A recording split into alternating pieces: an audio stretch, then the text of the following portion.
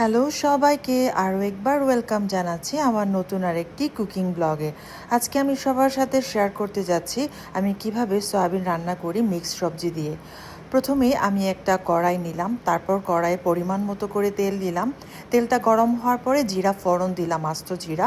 এরপর পরিমাণ মতো পেঁয়াজ দিলাম। পেঁয়াজটা একটু ব্রাউন হয়ে গেছে বেশি, তারপর এর সাথে এখন রসুন বাটা আদা বাটা দিলাম পরিমাণ মতো করে। তারপর অল্প একটু পানি দিয়ে আমি এখন মরিচ বাটা দিলাম, কাঁচা মরিচ বাটা আমি 2 চামচের মতো দিলাম। আর একটুখানি নেড়ে দিব। আর এখন দিব হচ্ছে সমস্ত শুকনা মশলাগুলো। প্রথমেই দিলাম হলুদ গুঁড়া, তারপর জিরা গুঁড়া দিলাম, এরপর দিলাম ধনে গুঁড়া, আর এখন দিচ্ছি সবজি মশলা অল্পখানি। সুন্দর একটা ঘ্রাণের জন্য একটা তেজপাতা দিলাম। এরপর পরিমাণ মতো লবণ দিলাম, আবার আরেকটু পানি দিলাম যেন মশলাটা না পুড়ে যায়। আর লাস্টের দিকে আমি 1 প্যাকেট ম্যাগি মশলা দিলাম। এটা আমি ইন্ডিয়ান একটা স্টোর থেকে নিয়ে আসছি সবজির জন্য।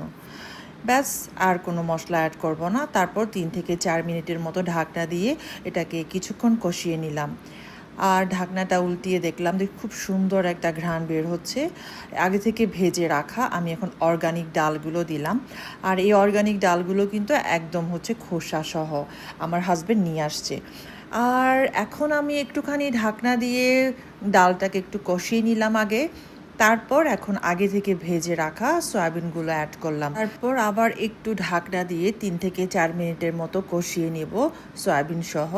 3-4 মিনিট কষানোর পরে ঢাকনাটা উল্টিয়ে দেখলাম পারফেক্ট হয়ে গেছে। এখন লাস্টের দিকে আমি সবজিটা অ্যাড করব। সবজিটা হচ্ছে আমি ফ্রোজেন সবজি নিয়ে আসছি ইন্ডিয়ান একটা মার্কেট থেকে। আর এই সবজিটাতে হচ্ছে একদম সমস্ত কি বলবো বরবটি সব কিছু একদম সবুজ ছিল, আমার অনেক ভালো লেগেছে। আর তেমন একটা বেশি কিছু লাগবে না, জাস্ট অল্প পরিমাণ আমি গরম পানি অ্যাড করলাম, মানে পরিমাণ মতো যতটুকু ঝোল খাবেন ঠিক ততটুকু আর কি। আমি একটু ঝোল ঝোল পছন্দ করি, তাই আমি অল্প একটু ঝোল বেশি দিয়েছি। আর মনে হলো একটু লবণ দরকার, লবণও দিলাম। তারপর লাস্টের দিকে আমি কাঁচামরিচের ফালি দিলাম, এগুলো হচ্ছে আমাদের পেছনের গার্ডেন থেকে। আর এই ধনে পাতা দিলাম, ধনে পাতা একদম লাস্টের দিকে দিবেন সুন্দর একটা ঘ্রাণের জন্য। আমার রান্নাটা হয়ে গেল। এই যে খুব সুন্দর একটা কালার আসছে আর খেতে অনেক মজা হয়েছে।